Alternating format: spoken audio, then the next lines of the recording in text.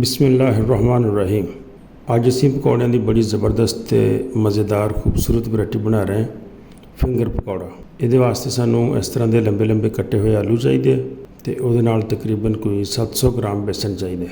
बेसन के असीं 1 चम्मच दादड़ मिर्च का पाना है, 1 चम्मच नमक का पाना है तो 1 चम्मच बरीक कुटी हुई कसूरी मेथी पानी है तो नाल आधी चम्मच हल्दी पा लो, 1 चम्मच धनिया पाउडर का पा लो तो बिल्कुल थोड़ा जहा गर्म मसाला कोई तकरीबन चम्मच का चौथा हिस्सा। सारे मसाले पा के तो इसी बेसन को अच्छी तरह मिक्स कर लेना। तो बेसन में मसाला साड़ा अच्छी तरह मिक्स हो गया। हुण असीं थोड़ा जहा पानी पा के इनू पतला करना।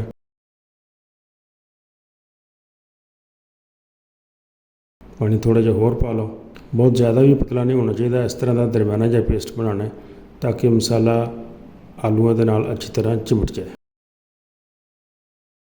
हुण असीं आलूआं नूं इस तरह बरीक बरीक कटना है।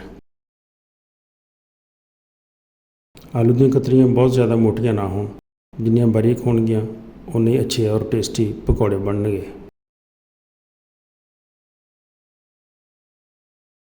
तो कटे हुए सारे आलू असीं बेसन च मिक्स कर लेने।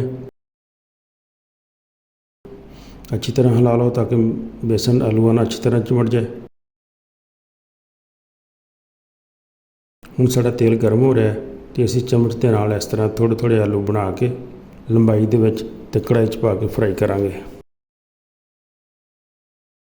थोड़े थोड़े करके तुसीं जिन्ने कि पकौड़े कढ़ाई च पै सकदे आ ते ओह पा लो ते दरमियाने अग ते इहनूं फ्राई करना शुरू करो।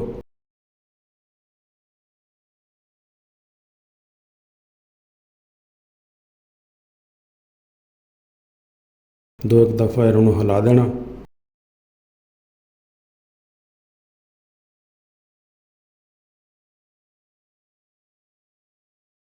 तो जो गोल्डन ब्राउन हो जाए तो उदों तुसीं इहनूं डिश आउट कर लेना। साडे फिंगर पकौड़े बहुत मज़ेदार तो बड़े टेस्टी बने हैं तो इन्होंने हुण गरम गरम ही खाओ।